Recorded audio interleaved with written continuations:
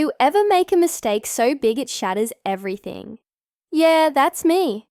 I still can't believe I blew up my whole life over a stupid crush. My name's Natalie. I'm 32, and I had it all. A great husband, a cozy home, a stable job. Now, I'm stuck in a tiny apartment, scrolling through dating apps, wondering how I became this person. People think there must have been some big, dramatic reason. Abuse, a huge fight, some dark secret. But no, the truth's way simpler and way more pathetic. I chased a fantasy. I was married to Mike for 5 years. He was a good man, not flashy, but solid. The kind of guy who remembered to change the air filters, filled up the gas without being asked, left sweet little notes in my lunch.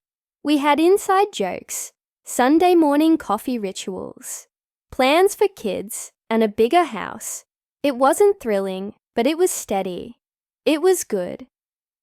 Then Liam walked into my office on an ordinary Tuesday morning. One boring meeting, one glance, and it hit me like a lightning bolt. He was tall, confident, and those eyes, the kind you only see in movies. Suddenly, my dependable, sweet husband seemed dull. I told myself it was harmless, just a little crush. But soon I was finding excuses to be near Liam, volunteering for his training, dressing up for work again. We started texting, first about work, then TV, then more personal stuff. I was glued to my phone. Mike noticed. Work, I'd say, and he'd just nod, trusting me. God, I wish he hadn't. Staying late at the office, getting takeout, sharing jokes and stories. I looked forward to those moments more than going home.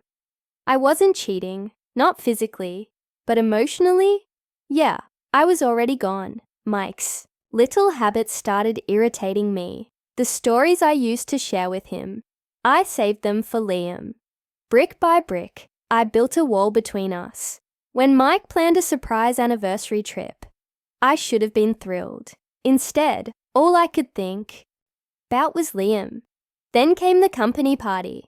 Rooftop bar, golden hour light, fancy drinks. I wore my favorite dress, the one Mike always said I looked beautiful in, but not for him. And when someone jokingly asked if I'd ever leave my husband, I didn't laugh it off. I raised my glass, locked eyes with Liam, and said, "Work wins." Someone recorded it. Monday morning, the video was everywhere. My friends showed it to me. Basically announcing to the world that I'd pick Liam over my husband. I tried to laugh it off, even to Liam, but the damage was done. Still, I kept pushing. Coffee before work, walks at lunch, late night texts. I found excuses to touch him. A hand on his shoulder, fingers brushing his. When he finally touched me back, my heart raced. I was convinced he felt the same, but I was wrong. One night, I reached for his hand, thinking this was it. The moment everything changed, but he pulled away. "You're married," he said. He'd been keeping his distance all along. I tried to explain it was complicated, but he just shook his head. "Keep it professional." That should have been my wake-up call. But I didn't stop. I filed for divorce. Not because I wanted to leave Mike, but to prove something to Liam, to show him I was serious. And then one night, I came home late to a quiet house. Mike was at the kitchen table, pale, his phone in front of him. "Watch this," he said. It was the video. Me, choosing Liam. "Is it him?" Mike's voice broke. "Is he the one you choose?" I tried to deflect, said it was a joke. When I asked how he got the video, he just stared at me. "That's what you're worried about. Not that you publicly humiliated me." The fight erupted.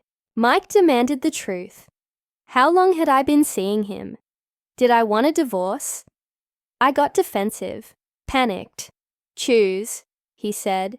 "Him or me?" I'm not your backup. Cornered, I froze.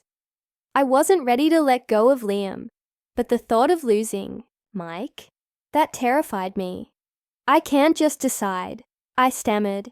You finding out from a stranger that your wife picked someone else, that's not fair, Mike yelled. And what about you? I shot back.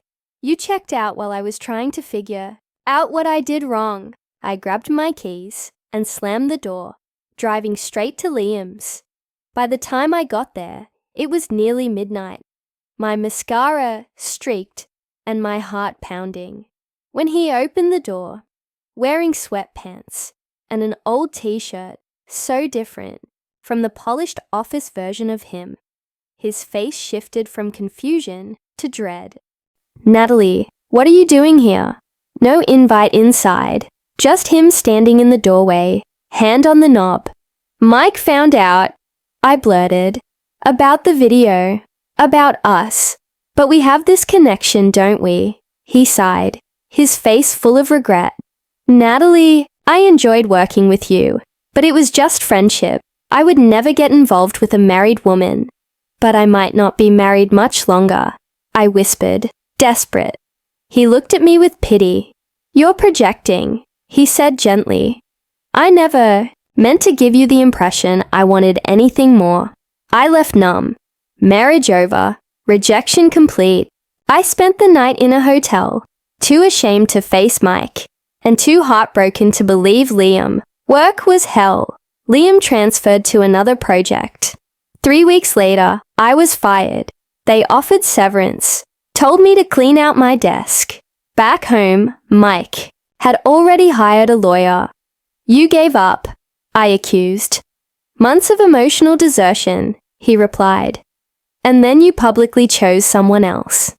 I still love you, I whispered, tears streaming. He looked at me for a long moment. I still love you, too, he said quietly. But I don't trust you anymore, and I don't know if I ever will. The divorce was swift. Mike was generous. I sold the house and watched strangers walk through the rooms we once called home. I started a new job. Smaller company, windowless, office. A fresh start, I told myself. No lunches, no happy hours, nothing personal. Amber texted once. I forgive you, but we need space. Coffee was awkward and distant. She mentioned Mike was dating a kindergarten teacher. They're really happy, she said softly. It hurt. Dating felt impossible. Everyone got compared to Mike or the fantasy of Liam. We grew apart, I told people when they asked about the divorce. The truth was too humiliating. I told myself I was better off alone, but deep down, I was terrified of repeating the same mistakes, of choosing excitement over stability, of ending up alone forever, yesterday, at a new coffee shop. Too many memories at the old one. A couple walked in, mid-30s, comfortable, in that quiet way love sometimes is. She ordered for him. He grabbed the napkins, and then his thumb brushed over her hand absent-mindedly. Mike used to do that. I looked away, tears filling my eyes. The weight of it all crashed down. Not just losing Mike, my job, or my friends. It was losing myself, my self-respect, my ability to recognize the value of what I had before I threw it away. I wanted to blame someone. Mike for getting complacent, Liam for being too friendly, Amber for interfering. But the truth was simpler, harder. I had something real, something good, and I destroyed it. I chased a spark and mistook it for fire. I let excitement blind me to the quiet strength of love. And in the end, I chose wrong. Now I have neither. Not Mike, who loved me faithfully. Not Liam, who never wanted me. Not Amber, who tried to save me. Just me, Natalie, 32, alone in a one-bedroom apartment, swiping through dating apps, wondering if anyone will ever look at me the way Mike once did. Like I was enough. just as I am. I just want to take a moment to say thank you from the bottom of my heart. Your love, support, and encouragement mean the world to me. Every like, share, comment, and subscription helps this channel grow, and I truly wouldn't be here without you. It's because of you that I'm motivated to keep creating content, to bring you stories, ideas, and inspiration that add value to your life. Your feedback and engagement push me to do better every day. And I'm so grateful for this incredible community we're building together. If you enjoy the content and want to support the channel even more, please consider sharing it with your friends and family. And if you haven't yet, don't forget to subscribe and turn on the notifications so you never miss an update.